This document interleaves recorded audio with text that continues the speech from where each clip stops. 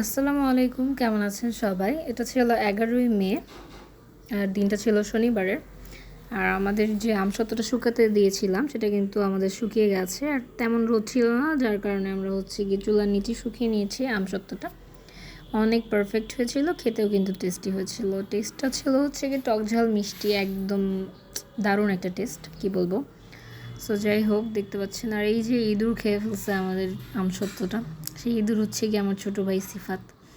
মানে আমরা যখনই দেখতাম ও একটু একটু করে ছিঁড়ে নিত সাইড থেকে, তারপরে লাস্টের দিকে কাটলাম। দেখতে পাচ্ছেন লুকসটা কি জোস হয়েছে। আর এটা ছিল মিষ্টি কুমড়া দিয়ে রুই মাছ রান্না করেছিল আম্মু, এই তো ভিডিও ক্লিপ নিয়ে নিলাম একটা। আর এটা ছিল গিয়ে চিংড়ি মাছ, বেশি করে চিংড়ি মাছ দিয়ে ডাটা আর কাঁঠালের বীজ দিয়ে রান্না করা হয়েছে। আর এটা ছিল লইটা শুটকি ভুনা, পারফেক্টলি রান্না করা হয়েছে। লইটা শুটকি ভুনাটা দেখতে যতটা লোভনীয় হয়েছে, খেতে কিন্তু অনেক বেশি দারুণ হয়েছে। আর এই রেসিপিটা চাইলে আপনারা কমেন্ট করতে পারেন। আম্মুর যে স্পেশাল রেসিপি আমি কিন্তু শেয়ার করব অন্যদিন রান্না করলে। আর এটা গিয়ে বাগার দেওয়া ডাল, যেই ডালে গিয়ে লাস্টে এক্সট্রা করে ফোড়ন দেওয়া হয়েছে, জিরা টিরা, তারপর পেঁয়াজ রসুন এরকম। তারপর দেখতে পাচ্ছেন এটা ডিম দিয়ে আলু দিয়ে আম্মু রান্না করেছে, এটাও আমাদের পছন্দ। একদম পারফেক্ট একটা টেস্ট হয়েছে, ব্যালেন্স টেস্ট।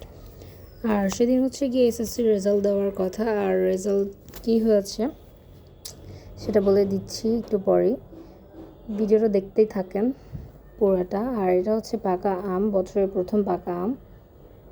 দেখতে পাচ্ছেন পাকা আমটা কেটে নেওয়া হয়েছে, কত সুন্দর লালচে কালার, খেতেও কিন্তু দারুণ হয়েছে আমটা।